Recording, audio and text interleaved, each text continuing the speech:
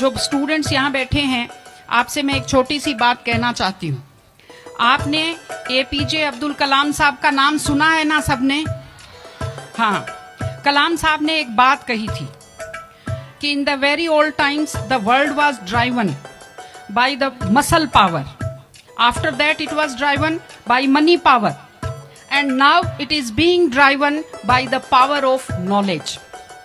यानी पहले शरीर की ताकत से दुनिया चलती थी, उसके बाद कुछ दिन पैसे से दुनिया चली, और अब दुनिया कैसे चलती है? ज्ञान की ताकत से चलती है। आज अमेरिका और रूस, फ्रांस क्यों हमसे आगे हैं? उनकी जनसंख्या भी कम है, शायद वो मेहनती भी हमसे कम हैं, लेकिन वो हमसे क्यों आगे हैं? क्योंकि उनके यहाँ शिक्षा का जो प्रसार था वो हमसे ज्यादा हुआ, वो हमसे ज्यादा एजुकेटेड हैं। हम लोग प्राचीन काल में हमारे यहाँ बहुत अच्छी यूनिवर्सिटी थी, नालंदा यूनिवर्सिटी थी, तक्षशिला यूनिवर्सिटी थी, लेकिन जब मध्यकाल आया तो हमने अंधविश्वासों पर ज्यादा ध्यान दिया और जो नॉलेज था साइंस का उस पर हमने कम ध्यान दिया, इसलिए हम विश्व में पिछड़ गए।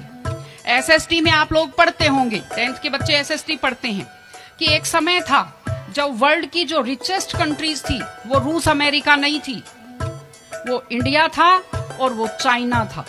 चीन और भारत विश्व के सबसे धनी देश थे, लेकिन हमने एजुकेशन पर ध्यान देना छोड़ा। उसका नतीजा ये निकला कि हम लोग गरीब हो गए, हम लोग पिछड़ गए, हम लोग कमजोर हो गए। इसलिए अगर आपको खुद को ताकतवर होना है और इस देश को ताकतवर बनाना है तो आप लोग शिक्षा पर ज्यादा से ज्यादा ध्यान दीजिए। हमारी बेटियां यहाँ बैठी हुई हैं, आप लोग बहुत खुश किस्मत हैं, आपकी किस्मत अच्छी है कि आपने इस जमाने में जन्म लिया है जब लड़कियों को स्कूल भेजा जाता है, जब लड़कियां बराबरी के अधिकार के साथ आत्मसम्मान से जिंदगी जी सकती हैं। मैं अभी सोफे पर अकेली बैठी हुई थी, फिर उसके बाद शिफा जी आए और फिर उसके बाद संतोष जी आए, तो हमें जगह हमारी बढ़ती गई। मैंने कहा भाई पुरुषों सिंहासन खाली करो, महिलाएं आती हैं।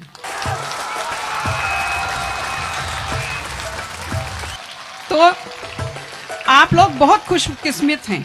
आपकी दादी नानी कितना मेहनत करती थी, सांस नहीं ले पाती थी खुलकर, घूंघट से चेहरा ढककर रखना पड़ता था, जोर से बोल नहीं पाती थी, कानाफूसी में बात करती थी, और आप कितने सम्मान के साथ अपना बैग लेकर के पूरे विश्वास से आप स्कूल आते हो। बहुत खुशकिस्मती की आपके लिए बात है, आपको इसका फायदा उठाना चाहिए। आपको कोशिश करनी चाहिए कि आप एक मजबूत नारी बने, और आपसे मैं कहना चाहती हूं कि आपके ऊपर बहुत विश्वास करते हैं आपके पेरेंट्स, आपको घर से बाहर भेजते हैं। अपने माता पिता को हमेशा अपने मन में रखिए। दूसरी चीज आप बच्चों से जो कहना चाहती हूँ, आजकल क्या है, पहले तो घर में बहुत सारे बच्चे होते थे, संयुक्त परिवार होता था, चलते ही कोई सिर में थप्पड़ मार देता था, बच्चों को बुरा नहीं लगता था, टीचर्स की मार खाते रहते थे, हंसते रहते थे। आजकल 1-2 बच्चे होते हैं घर में, बच्चे बहुत सेंसिटिव होते हैं। आप लोगों को जब आपके माता पिता टोकते हैं, आपके टीचर्स टोकते हैं, आपको बुरा लगता है। आपको बुरा नहीं लगना चाहिए, क्योंकि ये वो लोग हैं जो आपकी चिंता करते हैं। मैं आपको एक छोटा सा किस्सा सुनाऊंगी। एक गाय जंगल में चल रही थी, अचानक उसने देखा एक बाघ पीछे दौड़ा। गाय भी भागी जान बचाने के लिए, सामने दलदल था, वो दलदल में थोड़ा चली, वो दलदल में फंस गई। बाघ भी पीछा करता हुआ आया, वो भी दलदल में फंस गया, लेकिन गाय से थोड़ी दूरी पर था, चल नहीं पाया। तो गाय हंसी और उसने बाघ से कहा, बाघ तू तो गया, तू मरेगा। तो बाघ ने कहा, तुम क्या हंस रही हो, तुम भी तो मरोगी दलदल में। उसने कहा, मैं नहीं मरूंगी, देखना। शाम को जब मालिक ने देखा गाय नहीं आई, वो 2-4 लोगों को लेकर आया। जब देखा गाय दलदल में फंसी हुई है, वो रस्से लाया, लकड़ी लाया और गाय को निकालकर बाहर किया। तो गाय ने बाघ को कहा, बाघ तुझे कोई नहीं निकालेगा, मैंने कहा था ना, जिसको संभालने वाले होते हैं वो दलदल में फंसकर नहीं मरता। आपके जो टीचर्स हैं, आपके टीचर्स और आपके पेरेंट्स आपको संभालने वाले हैं।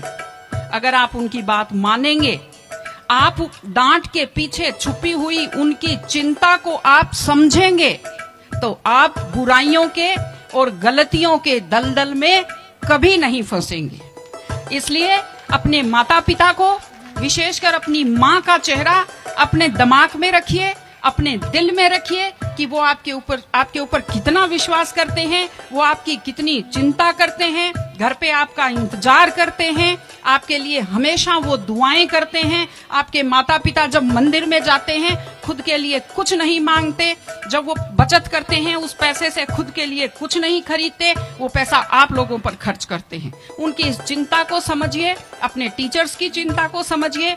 मैं आप सबको बहुत शुभकामनाएं देती हूँ कि आप लोग, आपकी बुद्धि तीव्र हो, आपका मन बहुत समृद्ध हो, आपका हृदय बहुत संवेदनशील हो।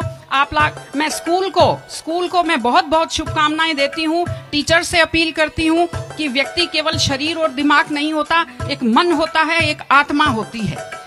माइंड जो है, mind is sharpened by the knowledge and information. दिमाग तो तेज होता है, लेकिन बच्चों का मन समृद्ध कीजिए, उन्हें कमजोर पर दया करना सिखाइए, उन्हें परिवार के प्रति संवेदनशील बनना सिखाइए कि वो एक अच्छे संपूर्ण नागरिक बने, जिसको कहते हैं कंप्लीट पर्सनैलिटी, वैसे बने। मैं स्कूल को, आप सब बच्चों को, आपको ढेर सारी शुभकामनाएं देती हूँ। आप अच्छे व्यक्तित्व बने, आप अच्छे नागरिक बने, एक मजबूत परिवार का, मजबूत देश का और एक अच्छे समाज का आप निर्माण करें। आपने बुलाया, हमें सुना, हमें सम्मान दिया, मैं हृदय से आभारी हूँ। बहुत बहुत धन्यवाद। नमस्कार।